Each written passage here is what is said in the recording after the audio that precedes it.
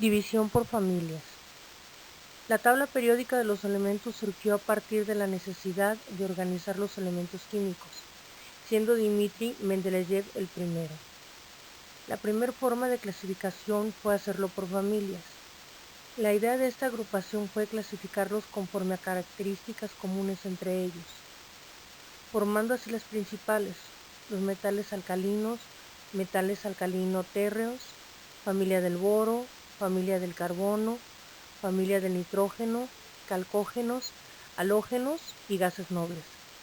Los elementos situados en esta misma familia tienen las mismas propiedades. Son posicionados en líneas verticales en la tabla, existiendo 18 familias hasta el momento. División por periodos. La tabla está dividida en periodos que se enumeran del 1 al 7 de arriba hacia abajo, y el número de elementos en cada periodo no es el mismo. En uno hay solamente 2 elementos. En los periodos 2 y 3 existen 8 elementos, y en los periodos 4 y 5 tienen 18 elementos.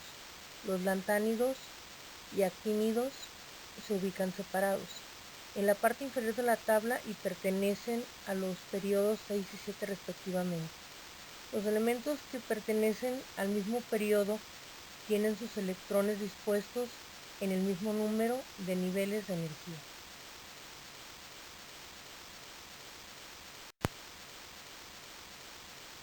Clasificación por número atómico.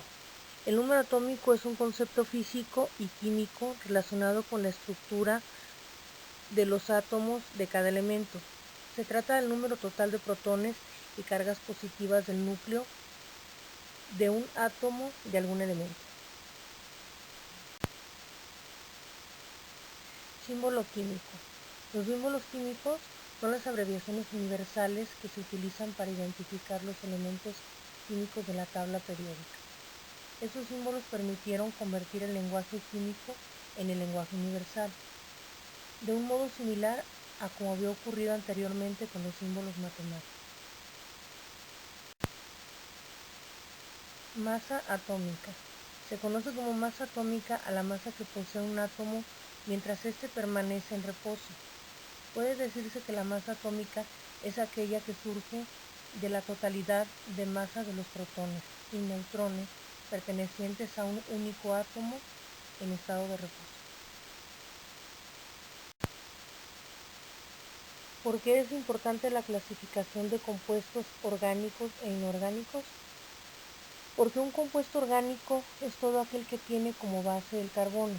Sus enlaces son covalentes, de carbono con carbono o entre carbono e hidrógeno, mientras que un compuesto inorgánico es todo aquel que no tiene como principal elemento el carbono y en el que no ocurre el enlace covalente entre el carbono y el hidrógeno. El tipo de enlace más común en este compuesto es el iónico, por lo que la separación de estos compuestos es marcada por una muy marcada diferencia de composición. Compuestos orgánicos y compuestos inorgánicos. Ejemplos de compuestos orgánicos: metanol, conocido como el alcohol de madera o metílico. Formol, empleado como preservante de materia biológica. Fructosa, el azúcar de las frutas. Ejemplos de compuestos inorgánicos: cloruro de sodio, la sal común.